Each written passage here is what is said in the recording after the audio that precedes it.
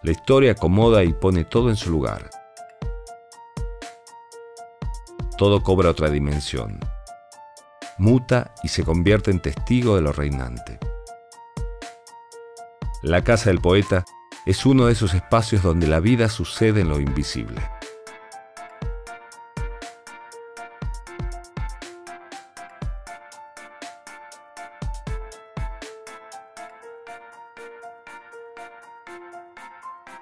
Te hago una pregunta amplia.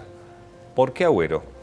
Agüero, para mí, para todos los que hemos leído de Agüero o hemos tenido el privilegio de conocer sus parientes o sus amigos, es como si fuese la tierra, la puntanidad.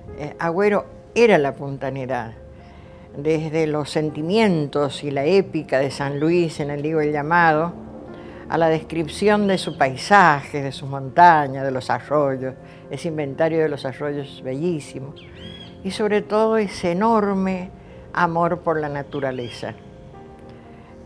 Agüero era el árbol que tanto amaba el algarrobo abuelo, pero era el árbol en el sentido de que estaba profundamente arraigado y tenía una gran copa con pájaros y ilusiones y esperanzas. La tierra y el vuelo. Sí, el vuelo. El aire. Así. Exactamente. ¿Me puedes hacer una breve, si se puede, porque Agüero tuvo una vida intensa, de la historia de Agüero? Sí, Agüero nació en Piedra Blanca el 7 de febrero de 1917, por lo que estamos cumpliendo el centenario del natalicio, cuando viene la gripe española, la epidemia de gripe española, que fue la última gran pandemia del mundo, y una de las víctimas fue el padre del poeta. El poeta tenía un poco más de 2 años y su hermano era muy pequeño. Entonces, María Teresa, habían muerto sus padres y sus hermanos le dejaron esta parte de la herencia, esta casa. Y desde entonces vivió en esta casa. Comenzó a escribir desde muy pequeño, y tenía una gran identificación con su mamá, que amaba tener un hijo poeta. Como quería lo mejor para su hijo, decide enviarlo a estudiar a San Luis. Y eso fue capital, digamos. A la capital, y a la Escuela Normal Juan Pascual Pringles. Y eso fue para Agüero algo terrible, como él sufre de tener que dejar su casa, sus árboles, su gente. Y él allí siente todo el desarraigo, pero hace su carrera en San Luis y se recibe de maestro en la Escuela Normal Juan Pascual Pringles. Y ya escribía bastante, pero se nota la evolución en sus libros, ¿no es cierto? De poemas lugareños y romancero aldeano a pastorales, y hay un salto temático y estético muy importante. El último poema de pastorales es la de la golondrina, donde él repite y le da fuerza al poema: golondrina es mejor quedarse. Y describe totalmente su condición de poeta arraigado. Claro. ¿Y el poema que más te gusta de Agüero? A mí me gusta ese que está... ¿La canción para decir en la calle? Claro, porque el legado de Agüero es la cosa ecológica, el amor por la naturaleza. Y este, que es un poema, está en las canciones para la voz humana.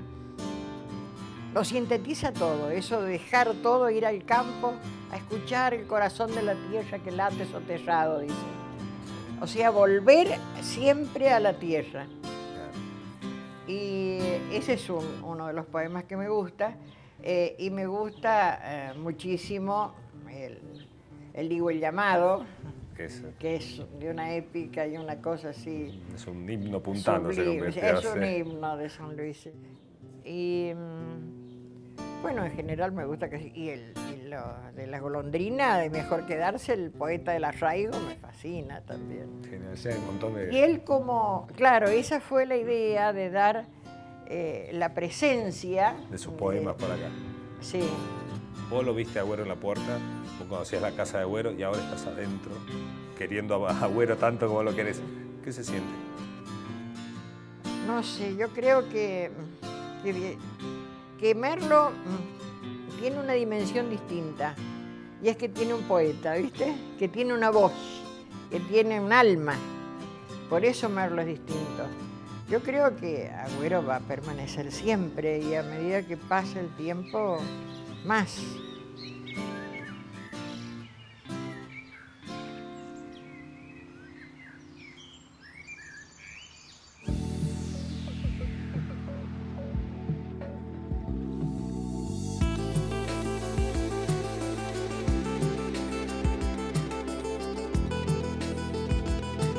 Las palabras codifican el sentir de un artista.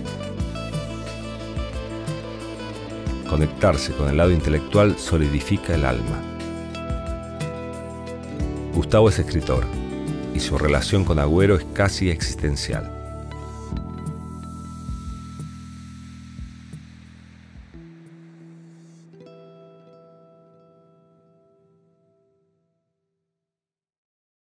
Gustavo, ¿cómo recordás la casa de Agüero?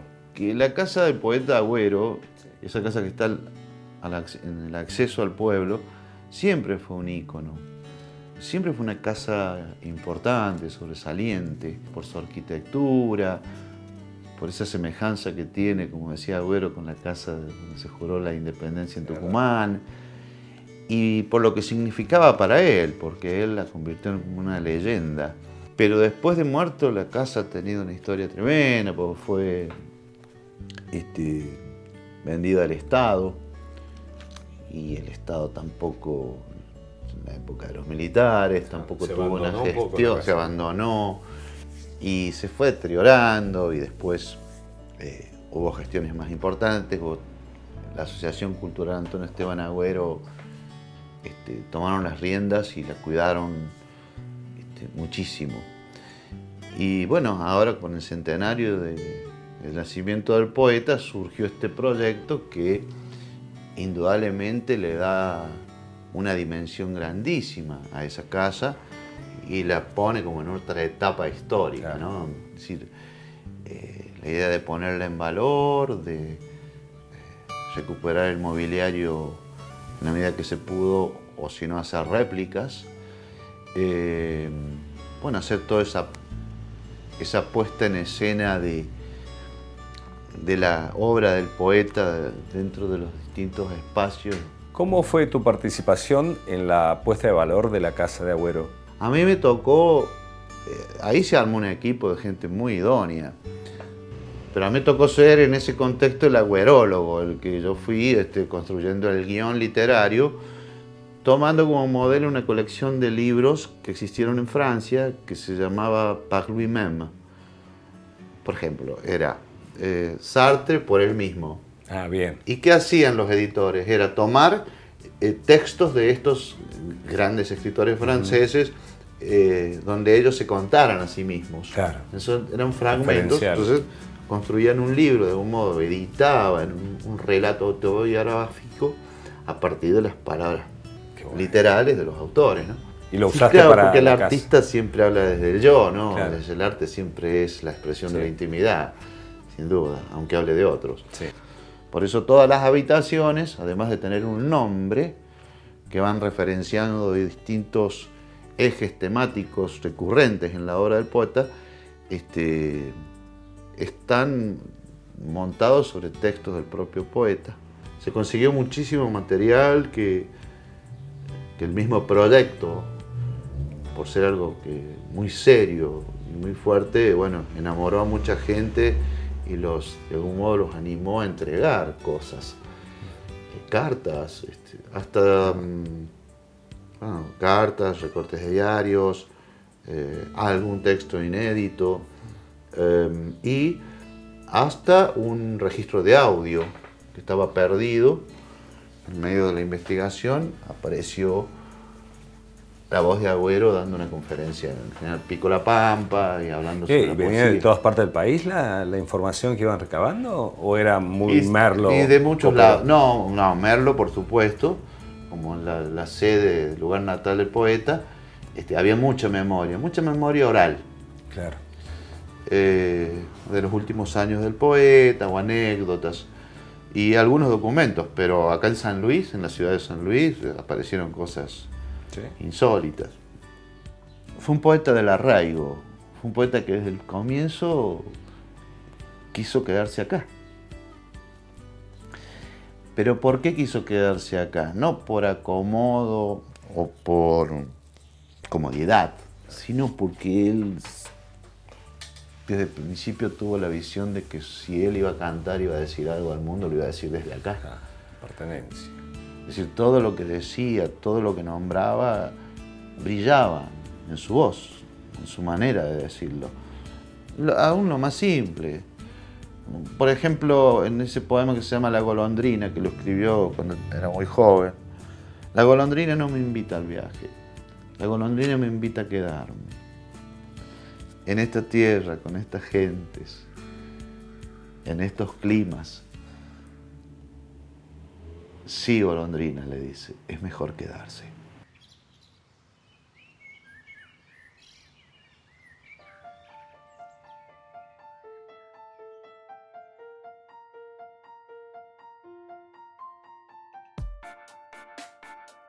Llego al final de un camino. El pretexto de descubrir la arquitectura me llevó a conocer a quienes habitaban esas estructuras.